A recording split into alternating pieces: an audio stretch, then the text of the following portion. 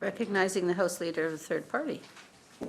Thank you so much, and report to the opportunity in this exchange with the Minister.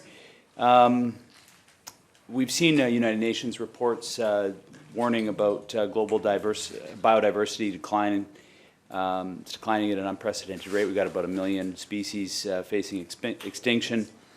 Our province needs to establish conservation and management of biodiversity. It had been in a previous mandate letter of the Minister of the Environment, going back, I think, to the beginning of 2017, maybe 2018 as well. I asked the Minister of formerly LandWRS, now WaLRS, about biodiversity legislation and the priority within the ministry, knowing that the ministry had only been around for about 50 days. So like it was early days for that, and the minister basically suggested that she felt that next year's estimates might get a better answer. Well, we're now at next year's estimates, and so I'm just wondering if the minister could describe what progress has been made in this past year on biodiversity legislation and conservation of and management of ecosystems with sensitive biodiversity needs.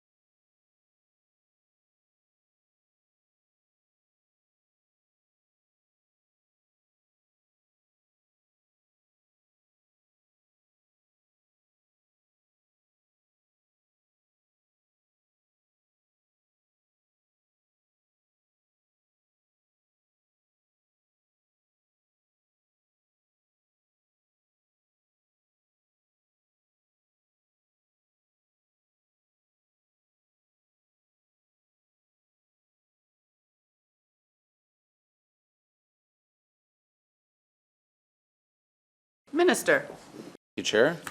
Welcome to my friend from Green Party in terms of this question, as we all know, but it bears repeating. Within the Canadian context, BC is the most biodiverse rich province. We, by extension, then have most large number of the species that are of concern. Some that make the news, some that don't, that are not. As one ecologist friend of mine said, if they're not sexy megafauna, don't have the big eyes and make the posters for fundraising, they're still equally important because of the requirements that we have. So a couple things. We're, even as of this week, I was just told we're in the consultations with First Nations on a two-step process. Right now, our commitment is through our partnership with the First Nations Leadership Council to do that consultation, not just with First Nations, but a number of other interested parties. And within, by June, have co-developed the framework. We used to call it the declaration. We were asked not to call it the declaration anymore, understandably, that it might seem as a diminishment of the Declaration Act. So fair enough. Just in case folks at home are wondering, for those that follow this, the language change doesn't change the substance of it. The language change was out of respect, which felt more than appropriate to me and to others. So the framework will prioritize conservation and management of ecosystem health and biodiversity across all sectors and ecosystems. That framework, June is my expectation. I don't see why, unless something comes up otherwise, then leads to the co-development of the legislation. The framework is brought out of more than those 300 conversations that we've been having, and again, as recent as yesterday. And then we move to the legislation right after that. So feeling encouraged by it. Sometimes, well, I'll leave it at that. I'm feeling encouraged by it. It's incredibly important. Outside of the actual framework and then legislation around biodiversity health, there's enormous efforts the government's making into conservation, habitat restoration, a whole number of things, but I won't canvass them all today, just in the interest of time. That this is a good structure around which to talk about biodiversity conservation. The things we need to do as that is being built is also do the work, because some of the species that we're talking about don't have time. Member. One of those non-sexy megafauna species that is in trouble is the speckled-bellied lichen, for example, right? Just the lichen, right? The many lichens that there are. So, no, I appreciate the timeline and look forward to debating that legislation as soon as is possible. And you know what I would say is that as we're going through this process, as much as the conservation efforts are needed and necessary, the reality is that every single decision that's made by this ministry and perhaps mostly by other ministries is having an impact on those listed species that we know are in trouble, and indeed the many species that we might not know are in trouble because we haven't identified the situation that they face. So the timing is very important. That was the point of that comment. The government has recently concluded just this month the Coastal Marine Strategy and Watershed Security Strategy consultations. Can the minister kind of provide in a similar way what the timeline is and the next steps that the public can expect with those two important consultations?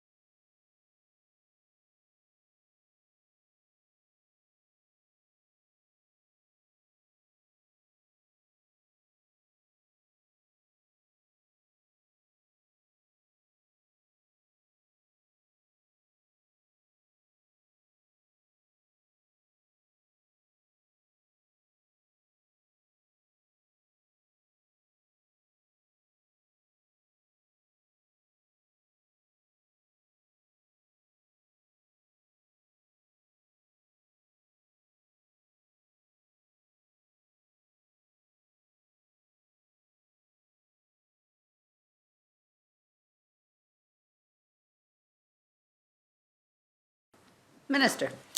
Thank you, Chair. Thanks for the question on both. Following somewhat similar paths, both the watershed security strategies, it's gone out, it's come back, but the public have had the opportunity to engage on that. We have the BC First Nations water table has been co-developed. This part, we're going to co-develop the next stage, which is to develop the policies. We're hoping this all fits within this mandate to actually develop the policy for a watershed security strategy and launch it prior to the next election. That is also true for the watershed security strategy. So it's gone out to some public. The only element that might be different is on the coastal marine strategy. We're hoping for some local town hall engagements as well as we go ahead. Opportunities for people to come together as communities and talk about the coastal marine strategy.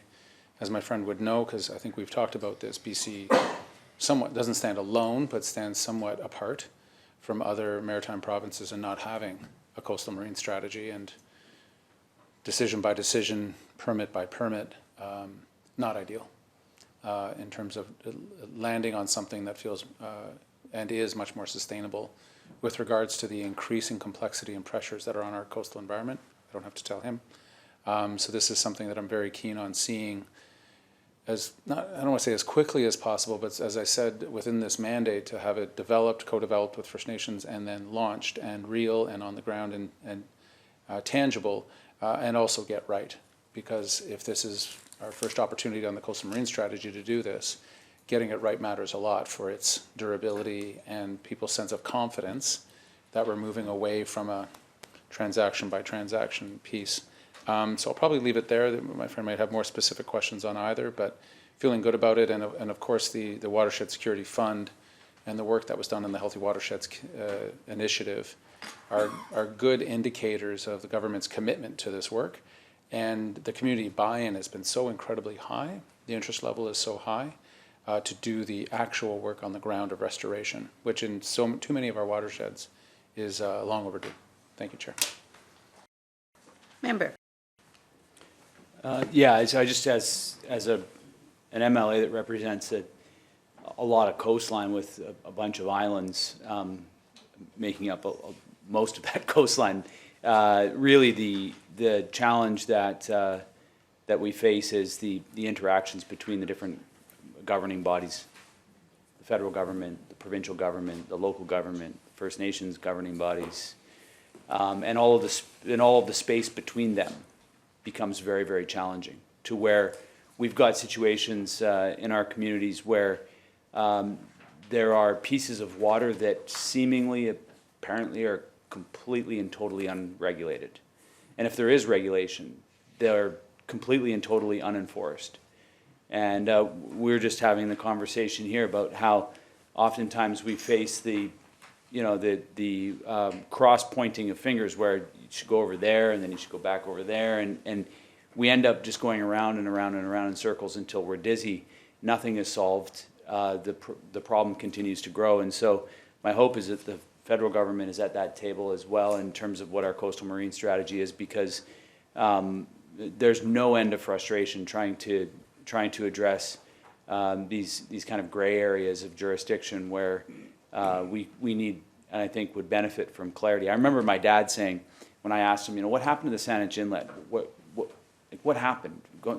He's been around a lot longer than I have, so I tried to get an understanding from his, I think he was about 70 at the time when I was asking him. And he said, well, as soon as they figured out that they were going to manage this place from Ottawa was when we started to see the decline. And I really think, from the coastal marine, the communities that I represent really want to have a say in what's happening on their shorelines. They really want to be involved to some extent. And so the idea of going out to communities is great.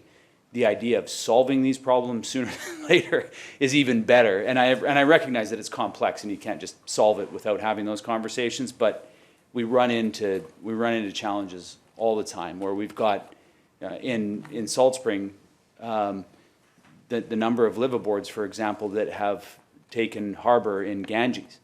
And it is a form of housing, and we recognize that it's a form of housing, but it's also, in some cases, these are dangerous and very, very marginal in terms of housing. And there's no services there to provide septic removal. There's all sorts of problems with and challenges with it. And there's just nowhere to look for money. There's nowhere to look for support. There's nobody wants to enforce it. So it ends up just being this place that nothing happens, and that becomes incredibly frustrating.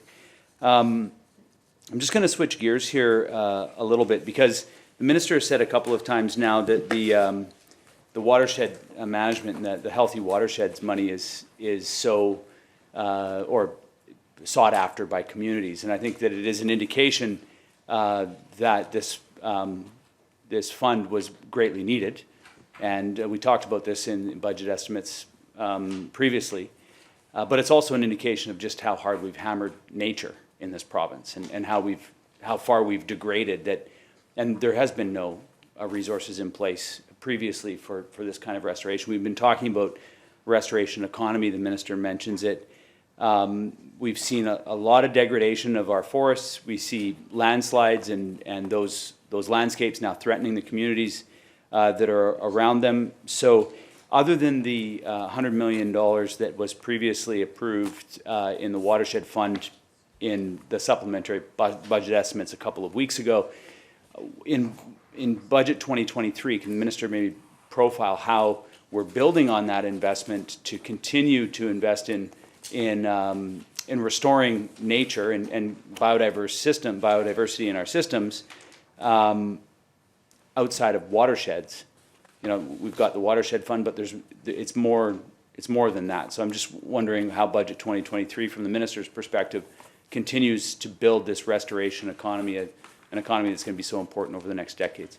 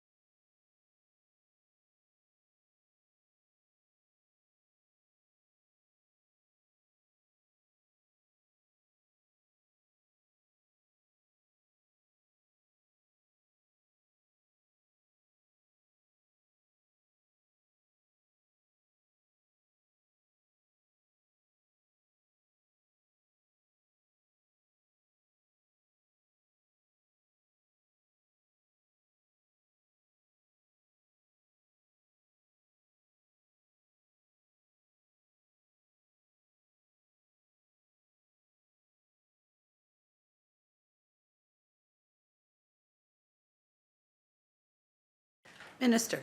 Thank you. Thank you to my friend for the question. It's an incredibly important one.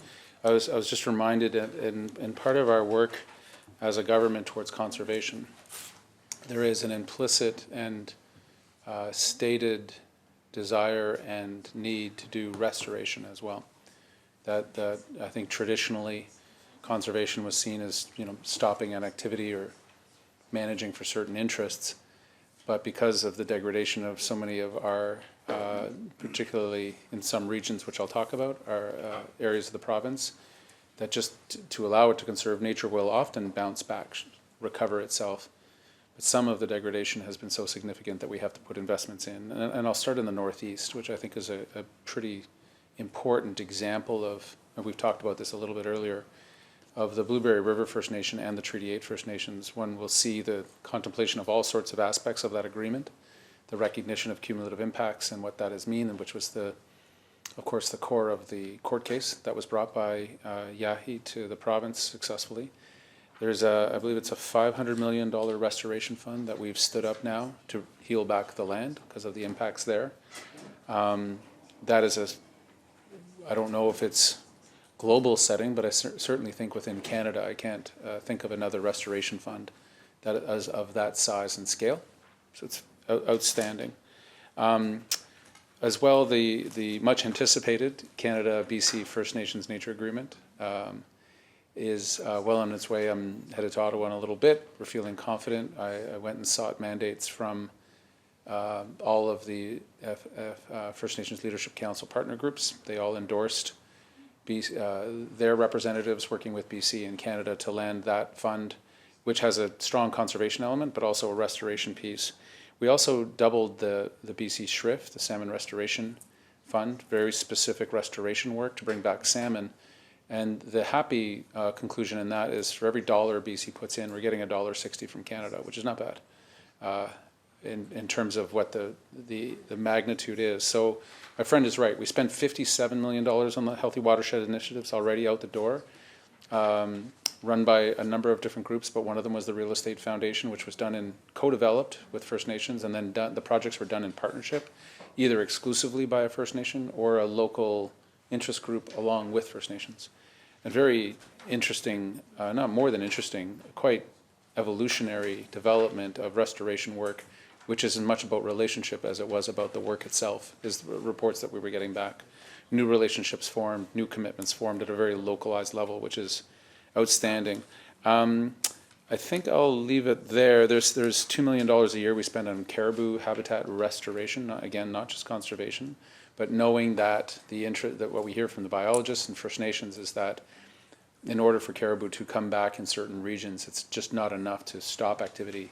You have to do the restoration work back. So those are some pretty significant examples, along with the $100 million fund, which we anticipate to grow, by the way, for the watershed security. So we've heard from the feds, we've heard from philanthropic groups that the structure of that fund is very attractive as a place to put restoration and conservation money, because the impact of each dollar is so significant. So we feel very proud about that program. Member.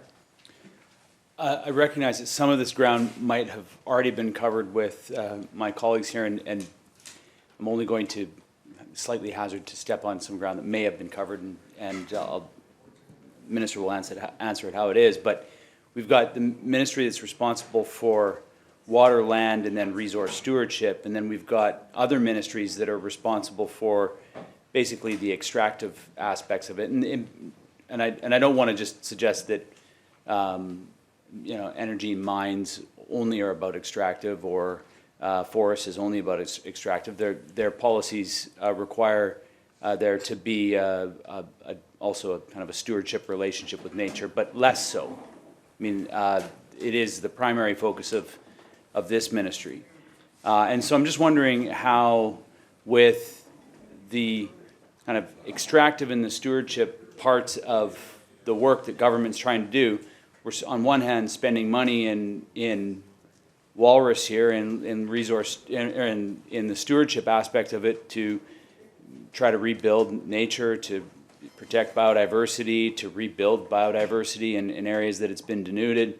But then there's also decisions that are being made about forests that are being cut and mountaintops that are being removed for the minerals, right? So there's all of these things going on all at the same time in different ministries, in different silos across government. Then there's also the BC parks, which is actually the protected areas, and the minister, this minister that I'm talking to today, is responsible for 30%, or 25 by 2025, 30 by 2030, and these commitments are in WaLRS's mandate letter. So I'm just wondering, exactly, how are we coordinating all of this in a way so that we're not, on one hand, spending money to build something that maybe a decision in a different ministry is being made to reduce it, and how, what is and I guess further that, what's the tracking system within government to ensure that we are protecting, we've set a specific number, 25% by 2025, 30% by 2030, So on one hand, we're trying to protect this, and on the other hand, we're also undermining that work to some extent because there is going to be some economic development and resource extraction. So how is this all balanced?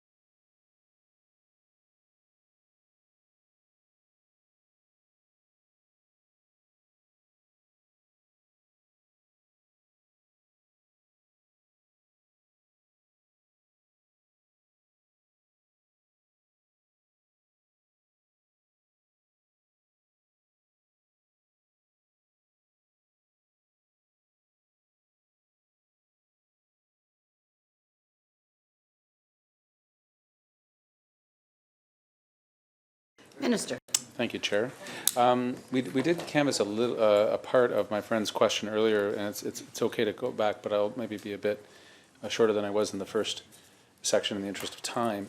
The word stewardship is in this ministry quite intentionally, and that actually came from the first engagement we had on how to build this ministry, which came predominantly from a coastal First Nations leader who said, "You guys are all about the extraction. You got to talk about the stewardship more. Put it in the name."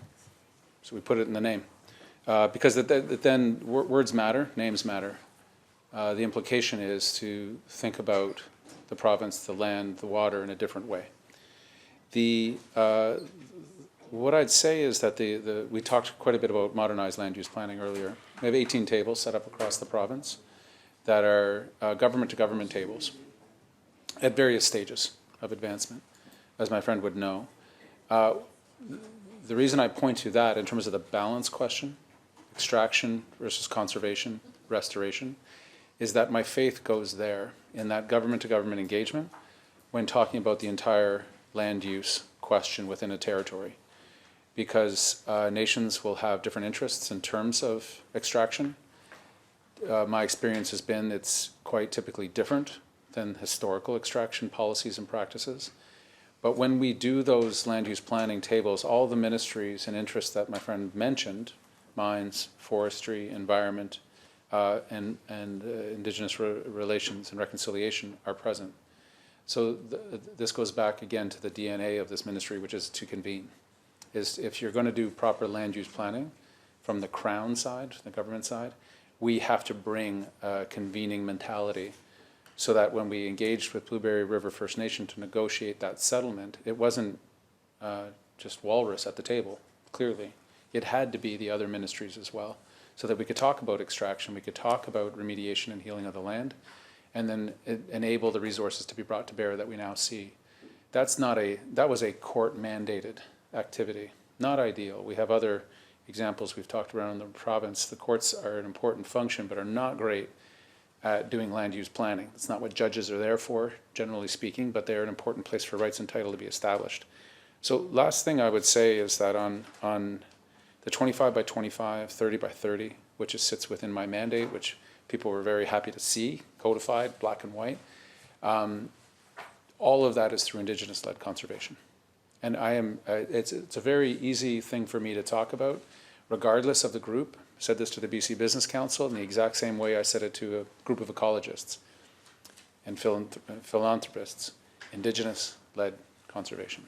It's very consistent, it's very easy, but hard for some groups to understand, frankly, because conservation mentalities, historically, many have said, and I think quite accurately, are colonial in nature.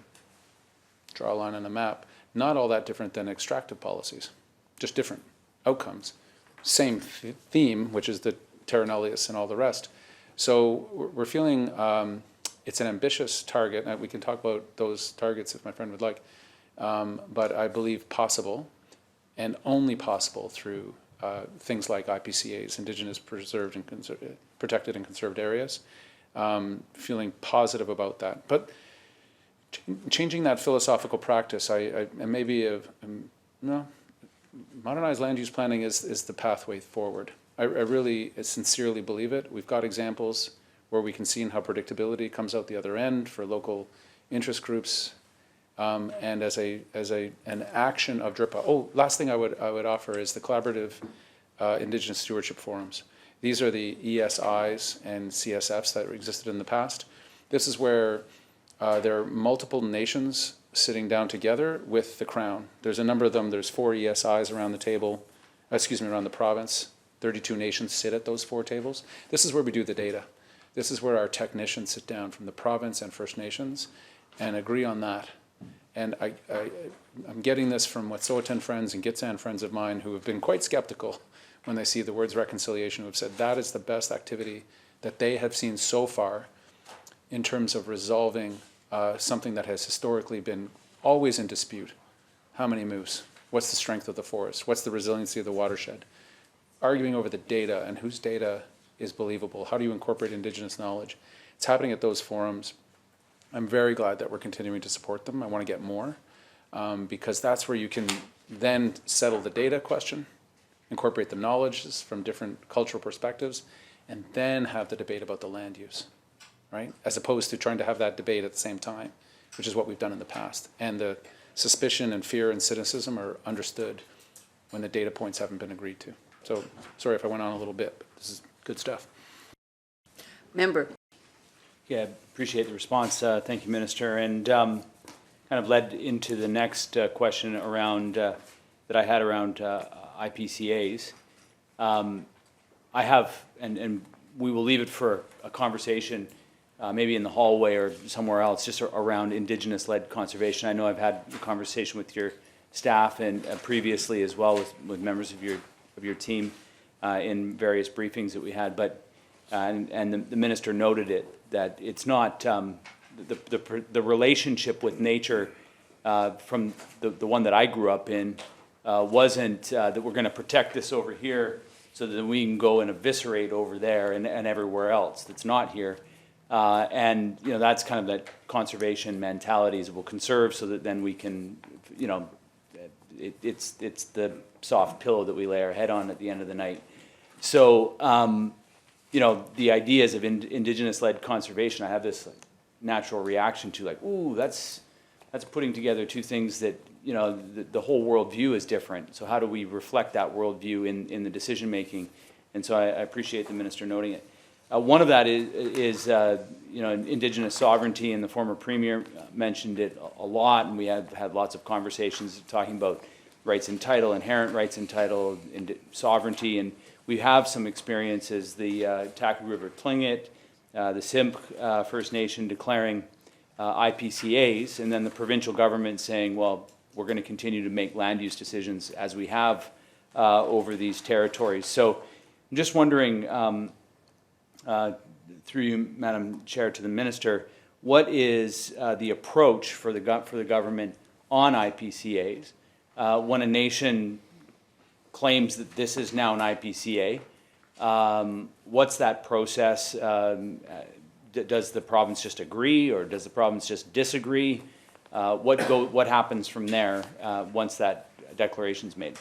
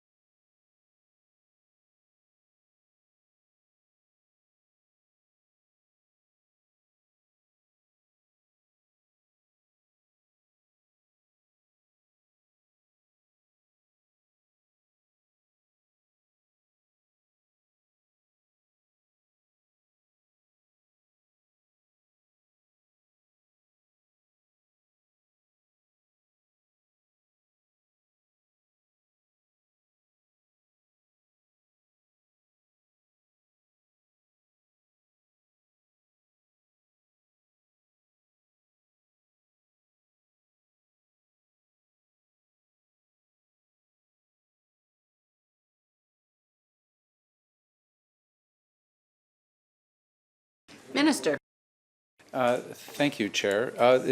My friend brings up some important examples when it comes to Indigenous protected and conserved areas, and we will have to have that conversation or coffee shop conversation about conservation, and that it is a different thing, a different notion in terms of the soft pillow comment was well taken.